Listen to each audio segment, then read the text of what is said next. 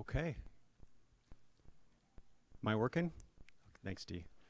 Okay, good afternoon, everybody. Thanks very much for coming today. It's a very important day for the Kraken, and we appreciate you being with us. Just before we hand it to the table here, just a couple notes on the run of show. Each of the people at the table here will have opening remarks, and then we'll go into a Q&A session. Deara, Kyle, and maybe a few others have microphones, so just put your hand up and we'll come to you. If you could give your name and affiliation, that'd be great. We are streaming live today. Once we go, we encourage you to ask your questions from the floor as much as possible. At the end, we'll come to the front of the stage and give the cameras a second to set up, and we'll set up a photo op for everybody. And then at the very end, I don't think Jason's met a lot of you, so I'd like to spend a few minutes just introducing himself, and we'll do that at the very end. With that, I will hand over to Samantha Holloway. Hi, everybody. Thank you for being here today. Good afternoon. Yesterday was a difficult day as we parted way with our coach. I want to sincerely thank Dan and express my gratitude for his hard work and dedication over the last 4 years, both here and in Coachella Valley. Last week, we made an announcement about our reinvention to ticketing and benefits on the heels of our first season with a new broadcast approach.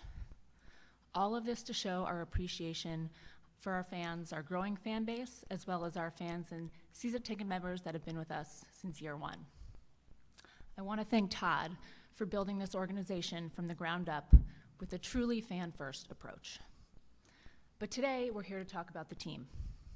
And we're here to talk about a hockey structure that we believe will improve us and lead to a sustained playoff team. I want to give Ron credit for building this hockey organization from nothing. And after 4 years, we have a lot of key pieces in place, but we're anxious to take the next step. And that starts with Ron moving to President of Hockey Operations. He will elevate to work more broadly on scouting, player development, as well as overall management. But everyone at this table is committed to winning. Our hockey folks and our staff have worked hard and deserve winning. Our partners and our fans who support us every night deserve winning. So we're moving to a model that many teams in the NHL have adopted with a president and a GM, and we believe that will set us up for the future. So in addition to Ron, we are elevating someone else today, someone with his own great resume of hockey achievement, who also helped us build this great organization that we have a lot to be proud of. So I'm going to turn it over to Ron to introduce our new EVP and new general manager. Thank you, Sam. First, I do want to start by thanking Dan Bylsma and his wife, Mary Beth, for everything they did for our organization the past 4 years. Days like yesterday are never easy, but they are terrific people, and we wish them nothing but the best moving forward. You know, as we look forward with this organization, I think it's exciting. You look about where we're at, the amount of cap space we have, the amount of draft capital we have, including 10 first and second round picks in the next 3 years. You look at the list of talented prospects we have coming. You look at the fact that free agents have wanted to sign here in Seattle because of our city, our fans, our facilities, and our ownership's commitment to building a winning team. So those are all exciting things. And we start tonight in Coachella Valley for the third consecutive year they're playing in the playoffs. So that's where we're trying to get to here with the Kraken, and we're trying to make this organization be able to get to the playoffs and be there on a consistent basis. And that's where I'm excited about what we're doing here today. As Sam said, there's probably well over a third of the teams already that are using this kind of setup, and talking with a lot of those guys, they feel that this has helped their organization propel themselves forward into getting to that position quicker. So this is something we've been talking about for a while, and I'm excited that it's happening today. The man sitting next to me, I'm excited to introduce him. Jason has been an assistant GM for 10 years with the Pittsburgh Penguins, of which he was part of 3 Stanley Cup championships. He sat in the GM chair for 3 years in Buffalo.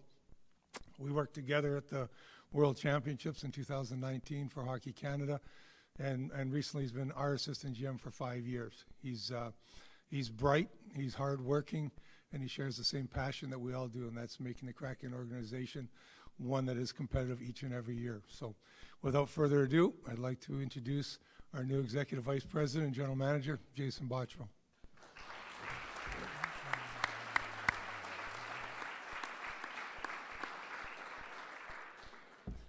Thank you very much, Ron, for the kind words. I really do appreciate it. Sam, Victor, Todd, and the entire ownership group, I thank you for this opportunity.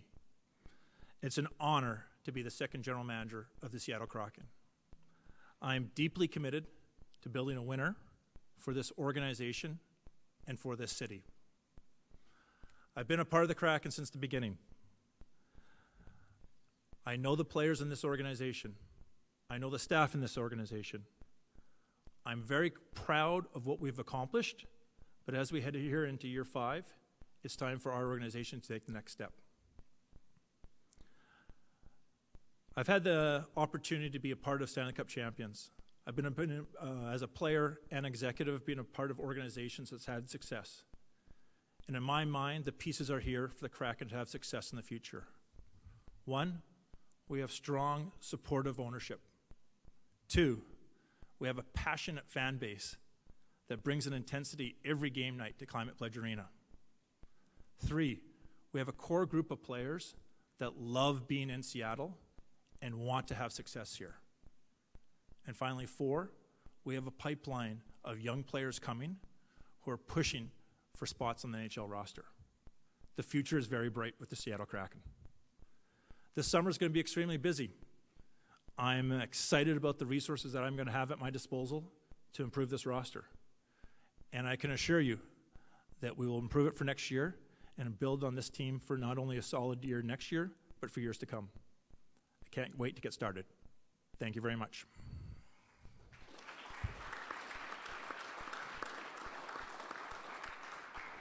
Well, I'll just chip in with a couple of things. First, Dan Bilesma is a really wonderful man. I saw him in the locker room of the Calder Cup Finals twice. We didn't win, but it was an incredible achievement, and he came here with the best of intentions, and I think we all wish him the absolute very best. And I will then sort of transition. I'm so proud of so much of what we've done. Building arenas, building training centers, building out Coachella Valley, building out our brand, going deep with the community. But we still have work to do. And I'm a guy that the last 2 organizations I was with, one went to the Super Bowl and the other went to the Stanley Cup Finals. So I would like to think I know what the pedigrees of winning are, and I believe we have it. We have it in Ron, who's deeply committed and stood up an organization during a very tough time. We have it in Jason, who's humble, but 3 consecutive gold medals as a player, led Hockey Canada. He has got an incredible resume, and he might be looking as though he was a candidate of convenience, but in fact, this guy was going to be a general manager in this league at some point in time, and I couldn't be more proud to sit next to him. But I, at the end of the day, salute our ownership, because today was not the path of least resistance. People weren't saying we had to part company with our coach, but our owner has been incredibly supportive and pushes us for excellence. And when you talk about a pedigree and winning and dreaming about winning and building a long-term winner here, it does start with ownership, and we're all incredibly blessed to have a great owner. Welcome, sir. You're going to love Seattle, and we're honored to have you as our general manager. Thank you very much. Thanks, Todd.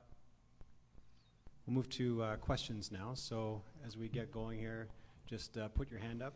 Mike, thank you very much, and we'll bring a mic over and get started. I'm going to use this one. Thank you all for doing this. Mike Benton, KGR Radio.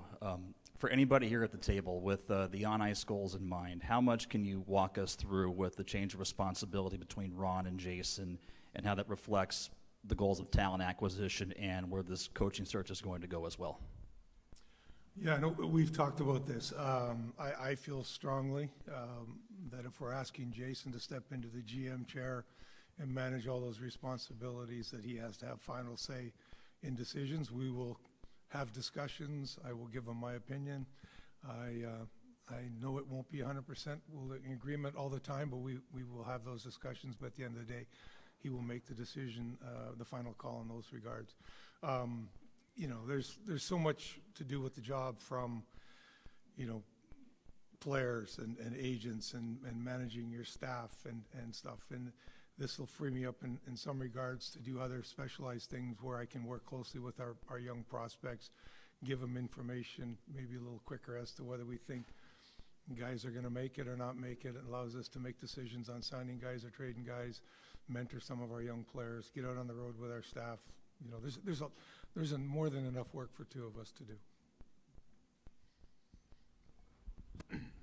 Glenn Dreyfus from Davy Jones Locker Room. A question that, if both Todd and Sam would be willing to address, I'd appreciate it. Is it fair, is it legitimate to question the very, very top of the organization, the judgment at the very, very top, when you fired a coach who was a Jack Adams finalist and then fire his replacement 1 year later?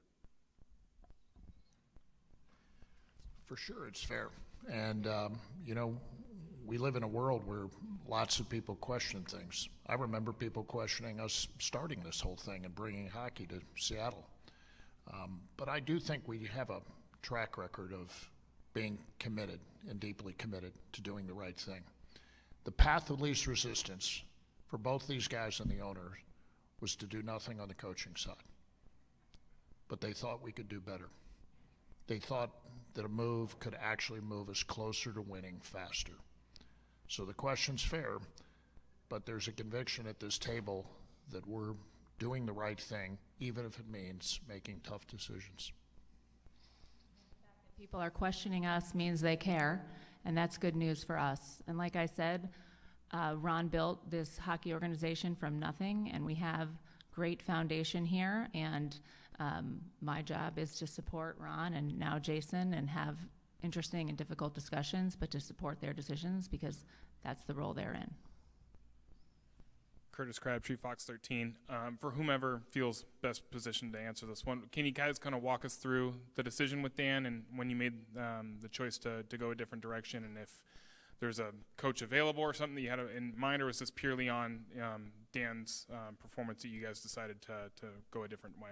No, I'll handle it. Yeah, no, you know, it would have been easy, as Todd said, just to leave things and go forward. I just, when we're watching the games, I didn't like the way we were playing. I thought our team could use more structure, more details in our approach, and the end of the day, we didn't get the results that we were expecting this year. So, yeah, the easy path is probably to sit there and say, okay, we'll try it all again next year and hope things go better. This is not an easy decision to make, but you know, this organization is about trying to take some risks and do things, and we just felt that at this point we needed to make a change. Going forward, I'll let Jason talk to that, but it's still early in that process to, you know, there's nobody at the top of the list right now that we're saying this is our guy. No, and from that standpoint, Ron and myself will put a list together here. We'll certainly begin interviewing people and going through that process, and then continue to evaluate the situation from there.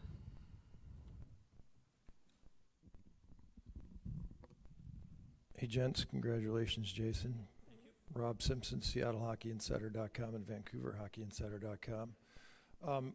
Quick little follow-up to that. Status of the assistants is up to you and the new coach, or how's that going to work? It'll be certainly up to the discussion once the new coach will come into the equation there. We've been happy with our assistant coaches, what they've brought to the table. Jess Campbell will certainly be back with our group here moving forward from that standpoint. We've liked what she's done with our young players. We think whatever coach we bring in here from a head coach standpoint, we'll have to work closely with our younger players. Ron and myself will look close at different opportunities to bring in players, whether it's from a free agent standpoint or a trade standpoint. But a big part of how we're going to move this organization forward is our young players stepping in, and not only players from CV or juniors making a step to National Hockey League, but our young players in the National Hockey League taking another step, whether that's a Matty Beniers, a Riker Evans, a Shane Wright, and that will be a big part of finding a new coach here. If the player's not presently in the pipeline, and it doesn't appear that he is, where priority-wise is finding a true number one center for you? I think that's always a priority, and you can never have enough number one center in this organization. And look, I think from just a team standpoint, we need to get back to our identity, which is speed. If you look at where we were a couple of years ago, teams continually talked about how fast we played the game. It's something that I think we have a lot of skaters that can move well. We got to find a system that just allows them to show that talent a little bit more. We'll continually look for star players. We'll continue to look to develop them within our system. We now have another high draft choice this year. We'll look at trade possibilities. We have draft capital from that standpoint. But in the meantime, until that star player arrives, we'll continue to try to improve our team from an incremental standpoint. You saw what we did with a player like Kako coming into our organization, bringing an element of size, a net front ability. Those are things that we certainly want to. So we'll continue looking at all different scenarios to try to add to our group. Last one, a little quickie follow-up to Curtis. Just out of curiosity, as former players, I asked Dan about this last week, the 0-12 in the back end of back-to-backs. Lack of passion, lack of preparation, lack of conditioning. Like, as former players, you were on a team, Ron, by the way, that had 3 number one centers. But as a Hall of Famer, what goes into losing all 12 back-to-back?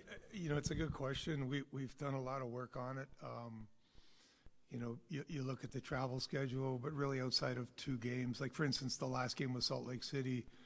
We play in LA, we get to Utah, our guys get to bed, probably walk in their hotel rooms at 3 a.m. By the time they get to sleep, it's 5. So that puts you at a disadvantage the next night. That happened a couple times, but not all 12. So that can't be an excuse. I thought maybe it was our conditioning, that we weren't in the shape we needed to be in, because a lot of times with our travel schedule, we don't practice as much. Using our tracking data, we actually skated faster in the second game than we did in the first game. So that tells me probably not conditioning. We looked at goaltending starts, right? Gruby started 6, Joey started 5, Steska started 1. So it was a question that we struggled with finding an answer to and asking the players. There really wasn't a simple solution to it. We've got to find a way to be better in back-to-back games. 0-12, that's if you go 500, which is probably the norm, that's 12 points and puts us in a different position at the trade deadline. So it's something we need to address, especially with the schedule again probably being even more condensed next year. I think we'll face more back-to-back. So our mindset right out of the gate has to be much better in that second night of back-to-backs. Back row, Mike Varell, Seattle Times, Dead Center.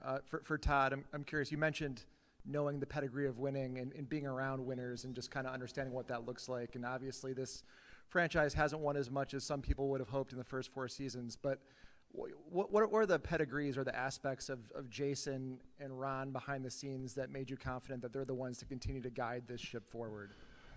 So appreciate the question.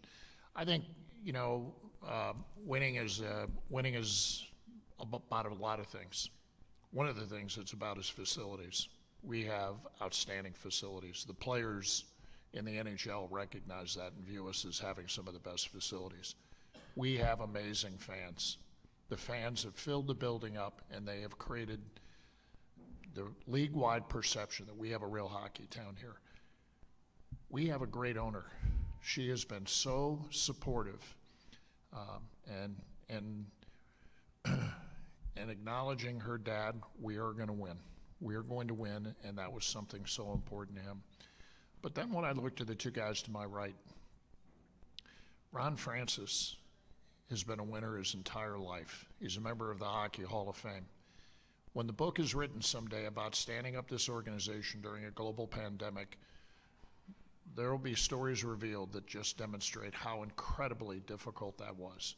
But he not only stood us up, he did what he said he was going to do. He said, we're going to build an incredible cupboard of incredible prospects that are going to be the formula of success going forward. And we've done that. We have 37 prospects, and we rank very, very high. And then Ron attracted other people. The challenge with Jason sitting here is most people think it was preordained. But in my opinion, he was going to be the general manager of a team, and it was going to happen soon. And I am thrilled that he chose to say that it is Seattle that he wanted to ply his trade. He is so well respected. I got notes this morning from other people I know around the league saying, this guy is fantastic. And so when you add all of that together, those are all the pieces that I felt that we finally got together in the Seahawks. Those are the pieces that came together when I was with the Tampa Bay Lightning, and I feel those pieces are in place here. Darren Brown, Son of Hockey, and NHL.com. For Jason, congratulations. From your standpoint, you mentioned looking for star players, but what are some areas of opportunity in terms of personnel for the team that you'll really be focusing on upgrading this offseason? Well, I think, like I said, we have to get back to our true identity, which is a speed game. If you look at the areas for improvement, I'm not going to say size, I'm just going to say strength. We have to find ways of doing a better job in front of our own net and finding and doing a better job of getting to the opposition net. Those are areas that we just haven't got to. And I say strength just because you look at a player like Jaden Schwartz finds a way to get there and be one of our top players from a net front presence. So that's going to be there. And then to me, there's still a development of skill across the board that we have to do. Where we ended up in the standings, we have to continue to improve and add to our skill level in all areas. It's not as if we're one player away right now from a Stanley Cup championship. We have to become a perennial playoff team first and then find our way.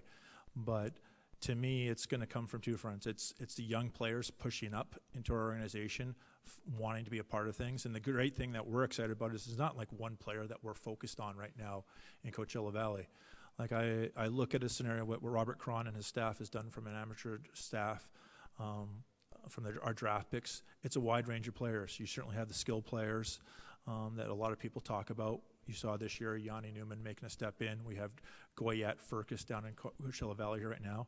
But then this year, you look at a Villeneuve in junior or a Melanson this year bringing a physical element. Molgaard came over this year at the end of the season. He's going to now play the World Championships for Denmark. So we have a lot of different types of players coming up into our organization, and I'm not just sort of pinning it on one player. But no, it's going to be exciting from trying to find more skill at the NHL level, like when we made a trade for Kako, but also finding, the next level of younger players. We will leave roster opportunities open for competition from our young players because I think that's going to be a great chance for us to really improve as a team. And to create those opportunities, do you foresee using buyouts possibly this summer? Look, I think it's a situation where we'll look at everything over the summer on where we're at. At the end of the day, we're making a commitment to improving our roster, and whether that's buyouts, whether that's trades, that's the easy part of my job right now is the draft capital that's at my disposal. From whether we make those selections or we utilize it to make trades, it gives us a lot of different opportunities here moving forward to make some adjustments to our roster. Answer my questions. Last one is, do you have any criteria in mind right now in terms of your next coach? I know it's very early in this process, but in terms of what you're looking for? No, and that's something that we look forward to just beginning our discussions and getting to know people a little bit better from that standpoint. I think there's going to be a lot of attributes that you certainly come into. I think finding someone who's a leader down there in our locker room, has a voice, has a strong voice, is certainly good at communication, but also good at utilizing the resources that this organization has. Whether you talk about R&D, development staff, information from Coachella Valley, like our strength and conditioning staff, there's a lot of information I think that a head coach or CEO down there can certainly utilize in building his lineup and building his roster, and we want to find someone who's willing to utilize all that to put the best team forward on the ice for the Kraken. Zambag, Debbie Jones locker room. 3 coaches in 5 years. What would you say to those who have concerns, especially from potential coaches, who might view Seattle as a more volatile organization where coaches are not allowed the runway to see their long-term vision through?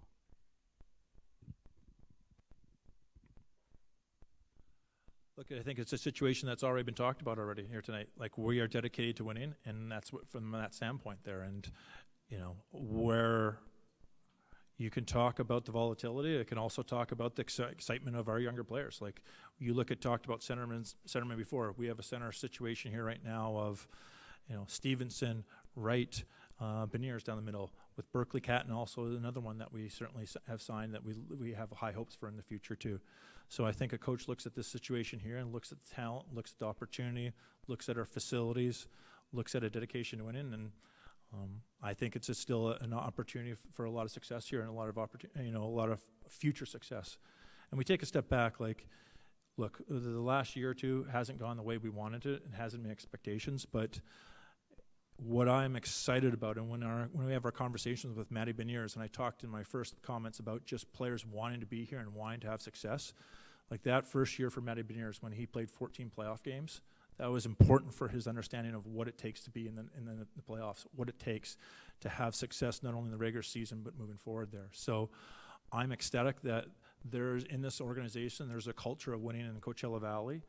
There's a culture of our players having success as a group. Now we have to find ways to get back to that.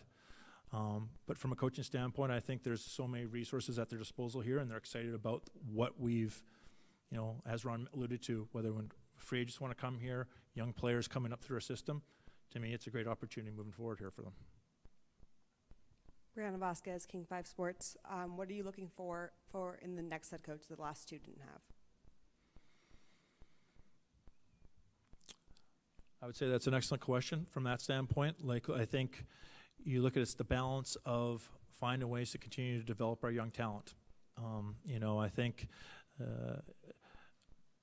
it's always a fine balance for coaches to, open things up, allow for the offense to grow, but also keep the details from a defensive standpoint. And, I alluded to earlier about just our net front presence in the offensive zone, but also the defensive zone. I look at our defense being a strong group that should be one of the key elements of our organization and our team success. And the numbers this year just don't show it from that standpoint. So that was disappointing there. But I think we can talk about players coming in and everything, but it's, again, we've talked about our younger players have to continue to develop, and showing that development is going to allow us to get to, obviously, the playoffs and our future success. Nico Tamuri and Como Sports here in Seattle. It's for anybody here. Just the idea that what about your core group of players makes it so it's not even a concern that it will be three coaches in 3 years, that it's not volatile, that it's this core group can kind of handle that? Well, I think, as I said, like when we have meetings with them at the end of the season, they're wanting to find solutions here. They're looking for us to find a solution and being a part of Seattle. There's no discussion about players wanting to go somewhere else. They're ecstatic about being here and being a part of it. And I think they get excited about seeing, like, I know when Matty came in his first year, or at the end of our first season, it really elevated the hopes of our players. And I think that sort of happened in the second year, or this year and stuff too, with a player like Yanni Newman coming in and bringing a spark. And then they hear about some of our younger players. That gets them excited about moving forward here from that standpoint. And I think we've always had a very coachable group. I think they're continually looking for answers from, whether it's our skill coaches or our sports performance staff on just, what they can do to get stronger, what they can do to improve their conditioning.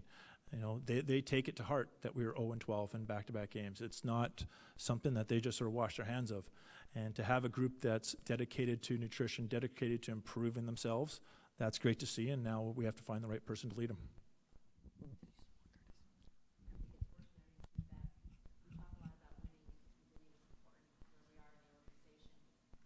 We're not, in terms of volatility, it's not that we're just going to fire a coach if we keep losing, right? It's about how you learn from that, how you're coaching the team, how you're getting along, how you're communicating, how you're coachable by these folks. And for us, it's just about having the right fit.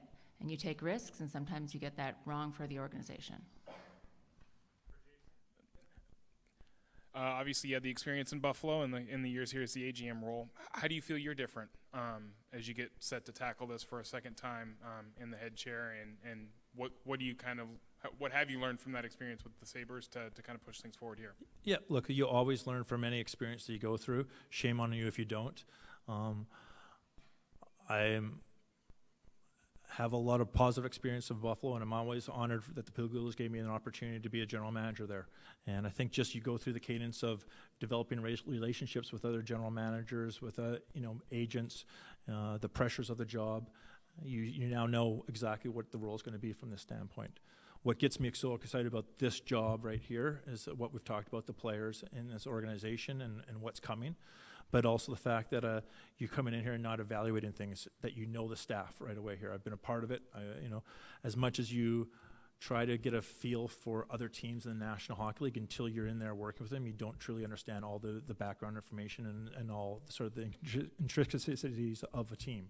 So the fact that I've been a part of this organization, the fact that I know the players, I know the staff, just is going to, I think, allow me to make quicker decisions and move forward here, and that's what gets me very excited. Jason, I think you mentioned earlier about the players and the exit meetings with all this process going on, and I think the back-to-back record a part of it. What else was an important part of their message that kind of led us here to this day and the coaching vacancy also? Just to be blunt, nothing really.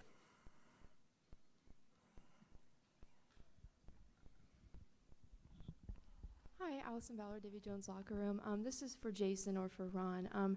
Something that was mentioned just a couple minutes ago was the fact that Jason specifically said he believes that the defensive corps has the ability to play at a higher level, to execute at a higher level, and that was true a season ago, but it wasn't true this season. And you mentioned the numbers maybe not matching up with what you expect of that defensive corps. Why do you think the numbers didn't match up? What kind of led to that discrepancy there? Yeah, I think there was some changes within our defensive structure in our D zone that led to us spending a little more time in our zone than maybe we needed to, and some of the just sort of little intricacies of how we played this year versus previous years, I think led to some of those more opportunities against.